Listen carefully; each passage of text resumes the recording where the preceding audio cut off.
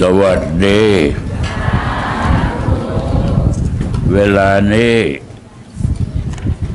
พวกเรากำลังร่วมงานกัน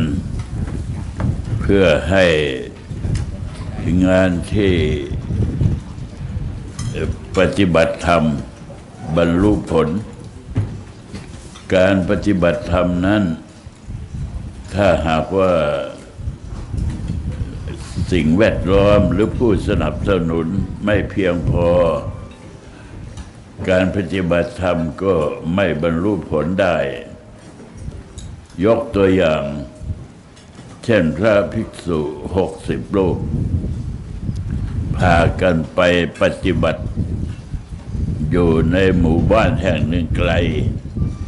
รับคำสอนจากพระพุทธเจ้าแล้วทีนี้อยู่มาวันหนึ่งผู้ใหญ่บ้านนั้นเป็นผู้หญิงแล้วก็ได้ไปเยี่ยมพระนำเอาน้ำผึ้งไปถวายด้วยเมื่อไปถวายแล้วพระไม่มีพระ60 รูปเป็นไหนไม่ทราบ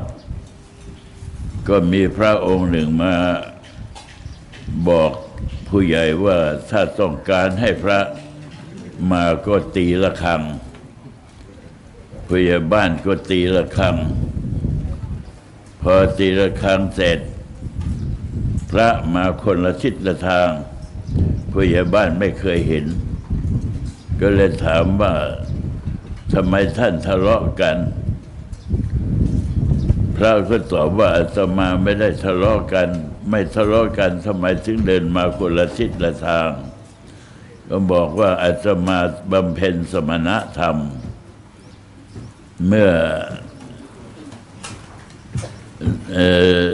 นางคือผู้ใหญ่บ้านได้ยินอย่างนั้นแล้วก็ถามว่าสมณธรรมเนี่ยโยมทำได้ไหมก็บอกว่าได้โยมอยากทำก็ทำได้ทีนี้พระเขาก็บอก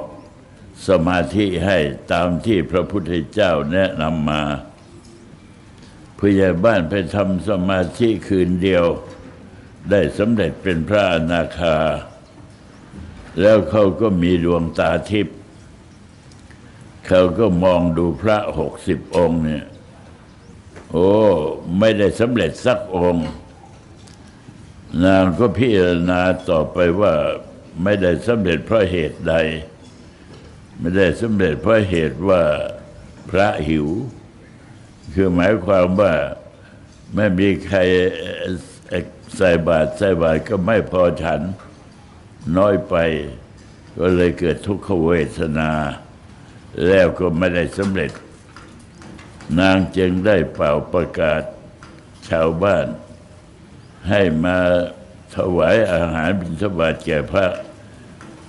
ชาวบ้านก็พร้อมใจกันมาถวายอาหาร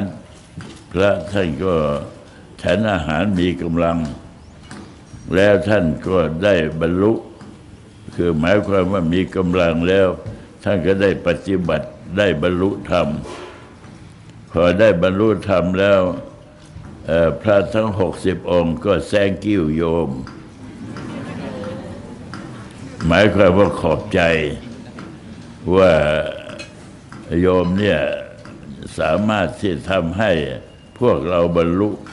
พระอรหันต์ได้ทั้งหมด60 องค์ก็แสดงว่าสิ่งแวดล้อมคือญาติโยมทั้งหลายถ้าหากว่าไม่มีญาติโยมทั้งหลายมาถวายอาหารบิณฑบาตแล้วพระถึงจะทำยังไงดีเท่าไหร่ก็ความหิวนี่ถ้าใครไม่เคยก็จะต้องลองดูก็ได้ในเมื่อครั้งที่หลวงพ่ออายุ16 ปีเป็นสามเณรตามหลวงปู่กงมาเดินทางข้ามดงพญาเย็นในกลางดงพญาเย็นเขาว่ามีเทวดาอาจารย์ก็ไม่ได้เอาอาหารไปเพราะว่าเราถืออาหารไปไม่ไหว ก็เดินผ่านดงนึกว่าจะผ่านวันเดียวที่ไหนได้มันผ่านตั้ง5 วันก็ไม่ได้ฉันแล้วมันก็ทั้งสะพายบาตรด้วยทั้งเดินด้วยมันก็เหนื่อย5 วันนี่อย่าบอกใครว่ามันหิวเท่าไหร่เพราะว่าหิวนี่พอเลยหิวไปแล้วมันก็ไม่หิวมันก็มีแต่โหยอย่างเนี้ยมันก็ดูเหมือนกับว่าเกือบจะต้องตายอย่างนี้เป็นต้นพอเดินข้ามไปดงพญาเย็น5 วันแล้วพอไปถึงก็หมู่บ้านไปบิณฑบาตพอไปบิณฑบาตแล้วโยมก็ใส่บาตรมาเยอะอาจารย์ก็บอกว่าเน้นกินมากไม่ได้นะกินมากมันไม่ย่อยแล้วเดี๋ยวตายเราก็เชื่อพระอาจารย์เราก็กินฉันนิดเดียวมันก็หิวต่อวันหลังมาก็ได้ฉันเต็มที่เพราะฉะนั้นสิ่งแวดล้อมหรือเรียกว่าอาหารสปายะเสนาสนะสปายะปุคละสปายะ3 ประการนี้จะเป็นหนทางที่สนับสนุนผู้ปฏิบัติดีปฏิบัติชอบเสนาสนะสปายะก็มีที่อยู่ไม่อัตคัดปุคละสปายะก็มีบุคคลที่มีความเลื่อมใสถวายอาหารบิณฑบาตแล้วก็อากาศอุตุก็เรียกว่าอากาศอุตุสปายะอากาศก็สบายสิ่งแวดล้อมต่างๆเหล่านี้ก็เป็นเรื่องสนับสนุนเพราะฉะนั้นเวลานี้พวกเรากำลังสนับสนุนคณะจะว่าวัดป่าก็ได้แต่ว่าเราเรียกว่าคณะพระกรรมฐานที่จะปฏิบัติในเคร่งครัดในทางธรรมวินัยแล้วก็หลวงพ่อก็ขออาราธนาท่านทั้งหลายว่าเวลานี้หลวงพ่อจะอธิบายธรรมะที่ได้ไปร่ำเรียนมาให้พวกภิกษุทั้งหลายฟังท่านก็พร้อมใจกันมาโยมก็พร้อมใจกันมานี่คือเราเป็นผู้ที่รักษาพระพุทธศาสนาส่วนสำคัญส่วนหนึ่งและพวกเราเองทุกคนต่างก็ได้บุญกุศลพ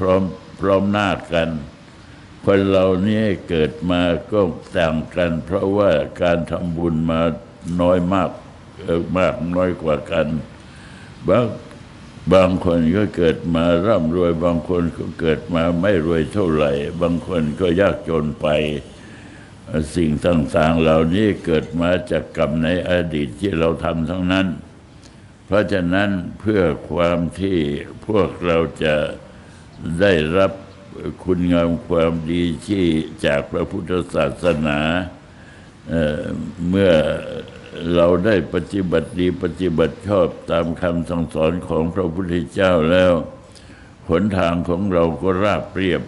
ชีวิตของเราก็มีประโยชน์การที่เราได้มาในที่นี้ก็ถือว่าเป็นมหากรรมอันหนึ่งก็ขออนุโมทนาแก่ญาติโยมทั้งหลายโมทนาแก่พระสงฆ์ทั้งหลายที่ได้มาปฏิบัติพร้อมเพรียงกันในที่นี้และคิดว่าเราก็จะได้ทำอย่างนี้ตลอดไปจนกว่าจะครบ49 วันต่อไปก็รับพร